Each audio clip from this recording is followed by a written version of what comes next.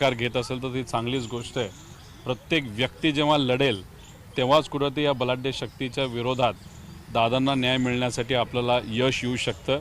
त्यामुळे जय प्रयत्न करत असेल तर ती त्या गोष्टीचं स्वागतच केलं पाहिजे आणि फक्त जय म्हणून चालणार नाही, अनेक इतर लोकांना सुद्धा पाठबळ द्यावं लागेल, ताकद द्यावी लागेल। लोकांना सुद्धा कुठं ना कुठंतरी पुढाकार घेऊन रस्त्यावर उतरून जर आपण हा संघर्ष केला तरच आपल्याला अजितदादा न्याय हे देता येईल असं वाटतं। कारण का एवढे प्रयत्न करून सुद्धा FIR होत नसेल, साधा जो आपला सगळ्यांचा हक्क आहे, इन्व्हेस्टिगेशन जर पारदर्शक पद्धतीने होत नाही आणि ज्या कंपनीचं आर्थिक संबंध ज्या नेत्याच्या पार्टीबरोबर आहे तीच नेत्याची पार्टी जर इन्व्हेस्टिगेशन करणार असेल जसं TDP, तर मग आपला न्याय मिळू शकणार नाही। सगळ्यांनीच लढलेलं चांगलंच आहे असं मला वाटतं। पण तुम्ही जय पवारांचा जो उल्लेख केला तर जय पवारांची तुमची लाईन दोघांची एक बघायला मिळते, कारण तुम्ही ज्या पद्धतीनं तुम्ही सुरुवातीपासून PSIR कंपनीवरती आरोप करत होते किंवा पुरावे समोर आणत होते, तशाच पद्धतीचा व्हिडिओ जय पवारांनी समोर आणला होता।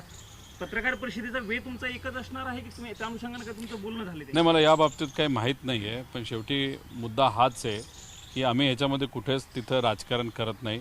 जर या विषयासाठी दादांना न्याय देण्यासाठी जय पुढाकार घेत असेल, पत्रकार परिषद घेऊन त्यात काही पुरावे देत असेल, काही मागण्या करत असेल तर ती चांगलीच गोष्ट आहे, ते स्वागत करण्यासारखी गोष्ट आहे। 9 तारखेची मी सुद्धा त्या ठिकाणी वाट बघेल आणि कसं प्रेझेंटेशन होतं आहे, काय मुद्दे नवीन त्याच्यामध्ये येत आहेत, त्यातल्या काही मुद्द्यांवर मला सुद्धा काम करता येईल, नक्कीच त्याचा अभ्यास मी सुद्धा करेल।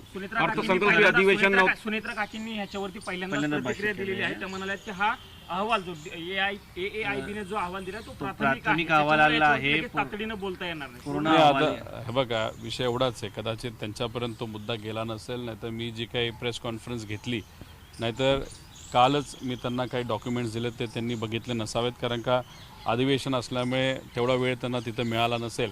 पण त्याच्या खोलामध्ये गेलं तर तो जो काय प्राथमिक अहवाल होता त्याच्यामध्ये चुका आहेत। झाडाला अनेक